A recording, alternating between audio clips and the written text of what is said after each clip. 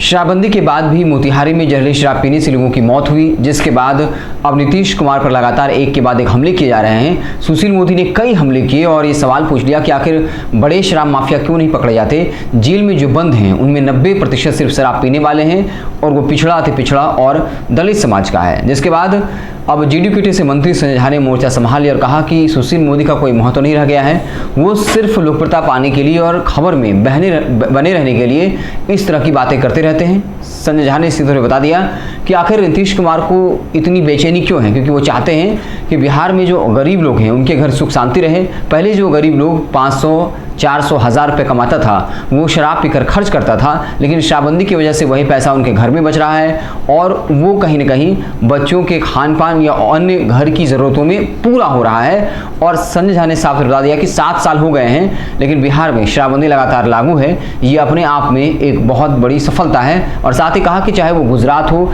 या अन्य राज्य हो जो बीजेपी शासित है वहाँ भी शराबबंदी है, वहाँ पर भी इस तरह की खबरें आती हैं, तो फिर उसको लेकर बीजेपी नेता बयान क्यों नहीं देते हैं, मीडिया क्यों कुछ नहीं कहती है।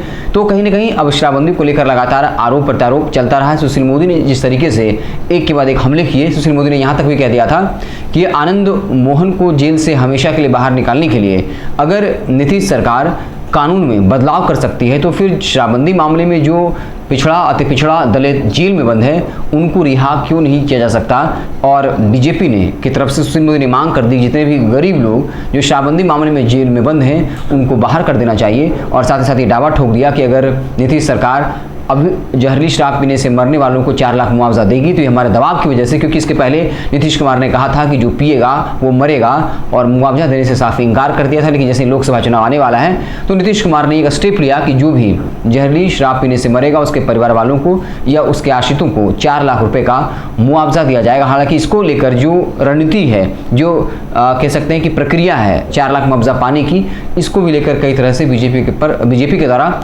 सवाल खड़ा किए और कहा गया कि उसमें शर्त है कि अगर किसी की मौत जहरीली शराब पीने से होती है तो उसे बताना पड़ेगा कि आपने शराब कहाँ से खरीदी है। तो क्या कोई इस तरीके से बता पाएगा, वो जहाँ से भी शराब खरीदता है क्या वो परिवार डर कर उस माफिया का जो शराब बेचता है उसका नाम ले पाएगा।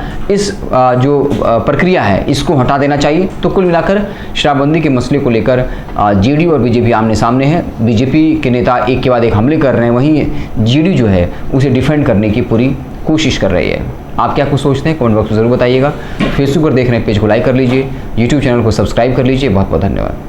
अगर ये वीडियो पसंद आई और वह बिहार के राजनीति और बिहारियत से सरोकार रखेनी तो सब्सक्राइब बटन दबा के चैनल के सब्सक्राइब कर ली।